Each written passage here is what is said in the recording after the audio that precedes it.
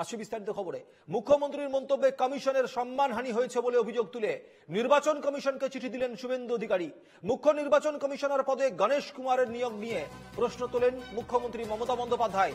মুখ্যমন্ত্রী অভিযোগ করেছেন, বিজেপি সাংবিধানিক সংস্থাকে বিজেপির লোক বসিয়ে প্রভাবিত করার চেষ্টা করছে। দিল্লি ও মহারাষ্ট্রের বিধানসভা ভোটে বিজেপি জিতেছে কমিশনের মদতে ভোটার তালিকা কারচুপি করে। এই ভিত্তিহীন অভিযোগের বিরুদ্ধেই কমিশনকে চিঠি এক্সে লিখলেন বিরোধী দলনেতা শুভেন্দু অধিকারী। কি লিখেছেন? গতকাল বাংলার মুখ্যমন্ত্রী মমতা বন্দ্যোপাধ্যায় মুখ্য নির্বাচন কমিশনার গণেশ কুমারের নিযুক্ত নিয়ে প্রশ্ন তুলেছেন যে সাংবিধানিক পদে বিজেপি নিজের লোক বসাচ্ছে। এই সঙ্গে তিনি অভিযোগ করেছেন, দিল্লি ও মহারাষ্ট্র নির্বাচনে বিজেপি কারচুপি করে জিতেছে। আজ আমি মুখ্য নির্বাচন কমিশনারকে চিঠি লিখেছি যে কিভাবে মমতা ব্যানার্জি ভারতের নির্বাচন কমিশনকে কালিমালিপ্ত করার চেষ্টা করছেন। এক্সে এই তোপ দেখেছেন বিরোধী দলনেতা শুভেন্দু অধিকারী। গতকাল মুখ্যমন্ত্রী মমতা বন্দ্যোপাধ্যায় ঠিক কি বলেছিলেন শোনাবো। How BJP is manipulating the voter list with the blessings of Election Commission, that is clear, very much clear. এই জালিয়াতি করে ভোটে জেতা, যারা দেশ চালাতে পারে না তারা দেশ দখল করবে ভোটার লিস্টে কারচুপি করে আর এজেন্সি লাগিয়ে। দেখি এজেন্সির কত ক্ষমতা, এজেন্সির ক্ষমতা বড় না মানুষের ক্ষমতা বড়, এটা আমরা দেখতে চাই।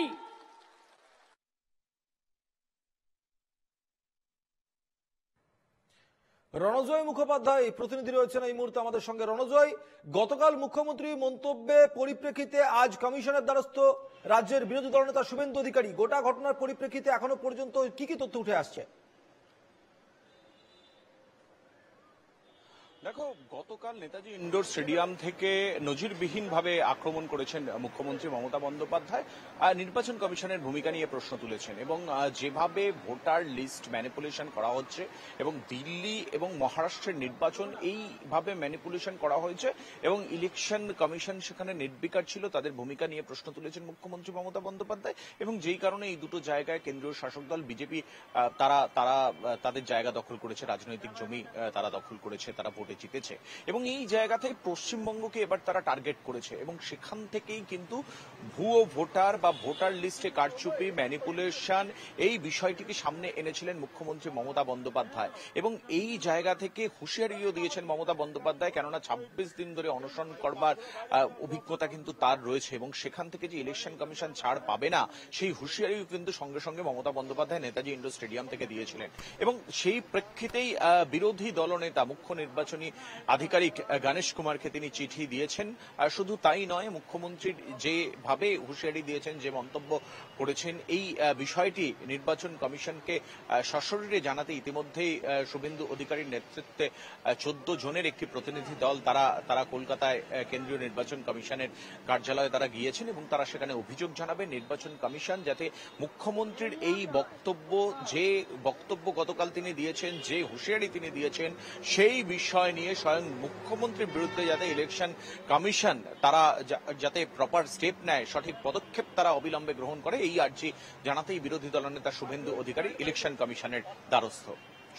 রণজয়, আমরা দেখেছি যে মুখ্যমন্ত্রী মমতা বন্দ্যোপাধ্যায় কিন্তু গতকাল যে অভিযোগটা মূলত করেছিলেন যে গণেশ কুমারের নিয়োগ নিয়ে এবং পাশাপাশি ভুয়ো ভোটার নিয়ে, একদিকে যখন 26 নির্বাচন নিয়ে বিজেপি তাদের নিজেদের মতো করে গুটিগুলোকে সাজাচ্ছে, বিভিন্ন রকম ভাবে সিবিআইয়ের বিভিন্ন তথ্য সামনে আসছে, কালীঘাটে কাকু কণ্ঠস্বরের নমুনা নিয়ে একাধিক তথ্য সামনে আসছে, ঠিক সেই সময় কিন্তু 26 নির্বাচনের আগে মুখ্যমন্ত্রী মমতা বন্দ্যোপাধ্যায় পাশাপাশি তৃণমূলের কাছে কিন্তু এই ভুয়ো ভোটার বলো বা গণেশ কুমারের নিযুক্তিকরণ বলো, এই সবকিছু বিজেপি ঘনিষ্ঠ বলে গণেশ কুমারকে নিযুক্তিকরণ করা হয়েছে, এরকম যে অভিযোগ বলো, এগুলো কিন্তু একটা তুরুপের তাস হতে পারে।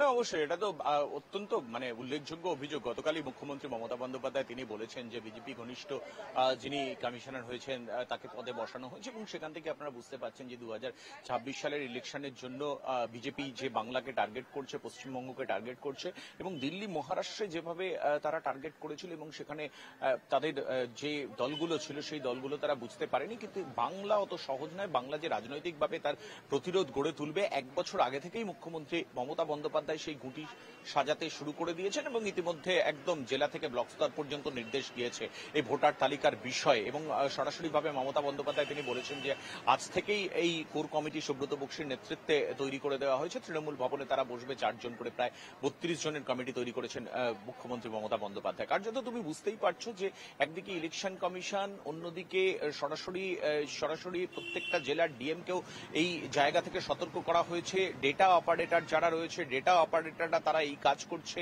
এই ম্যানিপুলেশনের কাজ করছে এবং সেটা কিন্তু একটা ভয়ানক অনেক বড়সড় স্ক্যাম ইন্ডিয়াতে। এবং সেখানে 5টি স্টেটের কথা মুখ্যমন্ত্রী বলেছেন, যেমন এই 5টি স্টেট থেকে হরিয়ানা থেকে শুরু করে গুজরাট, এই দুটো স্টেট হচ্ছে সব থেকে বড় জায়গা। এই দুটো জায়গা থেকে কিন্তু ভুয়ো ভোটারের যে বিষয়টা বহিরাগত নিয়ে এসে ভোট করানোর বিষয়টা হচ্ছে এবং সেই সঙ্গে পাঞ্জাব, বিহার এই জায়গাগুলো রয়েছে।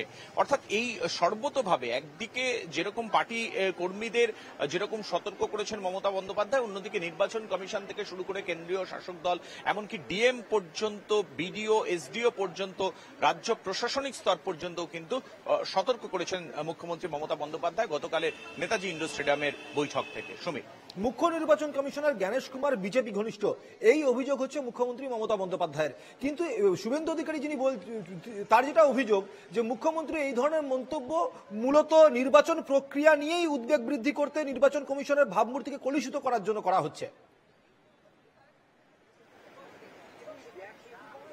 হ্যাঁ, শুভেন্দু অধিকারী পরিষ্কারভাবে তিনি জানিয়েছেন এবং এই মর্মে তিনি চিঠিও দিয়েছেন। প্রবল বিরোধিতা করেছেন মুখ্যমন্ত্রী মমতা বন্দ্যোপাধ্যায় নির্বাচন কমিশনারের সম্পর্কে এই মন্তব্যের, যে তিনি বিজেপি ঘনিষ্ঠ এবং সেই জায়গা থেকে তাকে এই সিট দেওয়া হয়েছে, এই আসন দেওয়া হয়েছে, কুর্সিতে বসানো হয়েছে।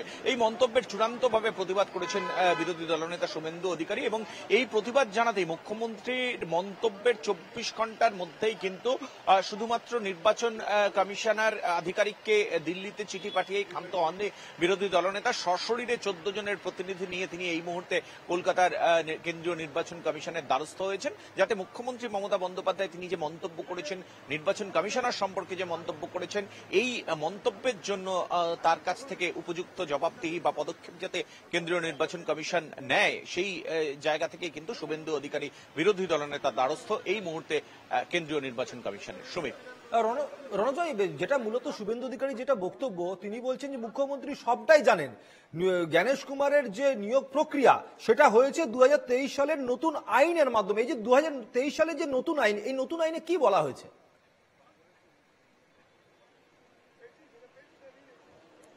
দেখো, শুভেন্দু অধিকারী পরিষ্কারভাবে তিনি যেটা জানিয়েছেন যে এই নির্বাচন কমিশনারের নিয়োগ সম্পূর্ণ আইনি বৈধতা নিয়েই হয়েছে এবং যেভাবে একজন উচ্চপদস্থ আমলা বা সরকারি কেন্দ্রীয় স্তরের কর্মীর যেভাবে রিক্রুটমেন্ট হয়ে থাকে, যেভাবে এই ক্যাডার রিক্রুটমেন্ট হয়ে থাকে সম্পূর্ণ আইন এবং বিধিসম্মতভাবে, সেভাবেই কিন্তু ইলেকশন কমিশনেও রিক্রুটমেন্ট হয়েছে, নিয়োগ হয়েছে।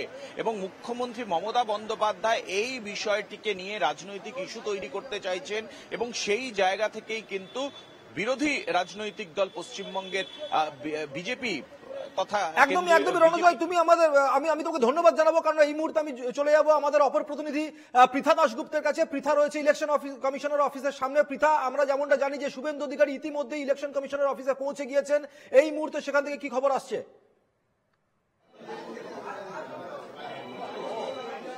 দেখো, কিছুক্ষণ আগেই আমরা যেরকমটা দেখাচ্ছিলাম, খবর পেয়েছিলাম যে মুখ্য নির্বাচনী আধিকারিককে বিরোধী দলনেতা তিনি চিঠি দিয়েছেন এবং চিঠিতে কিন্তু প্রতিবাদ জানিয়েছেন গতকাল যে ভুয়ো ভোটার ইস্যুকে কেন্দ্র করে মুখ্যমন্ত্রী মমতা বন্দ্যোপাধ্যায় যে বলেছিলেন সেটারই প্রতিবাদ জানিয়ে আজকে সকালবেলায় মুখ্য নির্বাচনী আধিকারিক জ্ঞানেশ কুমারকে চিঠি দিয়েছিলেন বিরোধী দলনেতা। কিছুক্ষণ আগে যেটা দেখা গেল যে রাজ্যের যে ইলেকশন কমিশন আছে, অর্থাৎ নির্বাচন অফিস রয়েছে, কমিশনের অফিসে, সেখানে কিন্তু বিজেপির যারা প্রতিনিধি দল শুভেন্দু অধিকারী, অগ্নিমিত্রা পাল সহ শিশির বাজরিয়া, প্রত্যেকেই তারা এসছেন এবং এখানে যারা রয়েছেন সে সমস্ত আধিকারিকের সাথে তারা কথা বলছেন। সকালবেলা চিঠিতে যেটা একদম সরাসরি লেখা ছিল যে প্রতিবাদ, অর্থাৎ এর বিরুদ্ধে ব্যবস্থা নেওয়া, সেই প্রতিবাদের যে অভিযোগ, সেই অভিযোগ জানাতেই কিন্তু এই রাজ্যের যে নির্বাচন কমিশনের অফিস রয়েছে সেখানে কিন্তু কিছুক্ষণ আগে আমরা দেখলাম যে বিরোধী দলনেতা তিনি যেরকম রয়েছেন অগ্নিমিত্রা পাল এবং শিশির বাজরিয়া, তিনি যেহেতু এই সমস্ত বিষয় অর্থাৎ নির্বাচন কমিশনের সাথে সমস্ত বিষয় বিষয় নিয়ে তিনি রাজ্যের তরফ থেকে যোগাযোগ রাখেন বা কথাবার্তা বলেন, সেই জন্য শিশির বাজোরিয়া সহ একাধিক বিধায়ক তারা কিন্তু কিছুক্ষণ আগে ঠিক 1টা নাগাদ তারা যে নির্বাচন কমিশনের অফিস রয়েছে সেখানে আসেন। এই মুহূর্তে তারা ভেতরে গেছেন, তাদের যা অভিযোগ, তাদের যা প্রতিবাদ সেটা কিন্তু তারা লিখিতভাবে জানাবেন এবং বেরিয়ে এসে তারা কি অভিযোগ জানালেন সেটা কিন্তু সরাসরি জানবেন। পৃথা, শুভেন্দু অধিকারী হাতে একটি চিঠি নিয়ে এসেছেন নির্বাচন কমিশনের কাছে অভিযোগ জানানোর জন্য। মূলত সেই চিঠির মধ্যে কি কি বিষয় উল্লেখ রয়েছে, কোন বিষয়গুলি উল্লেখ রয়েছে?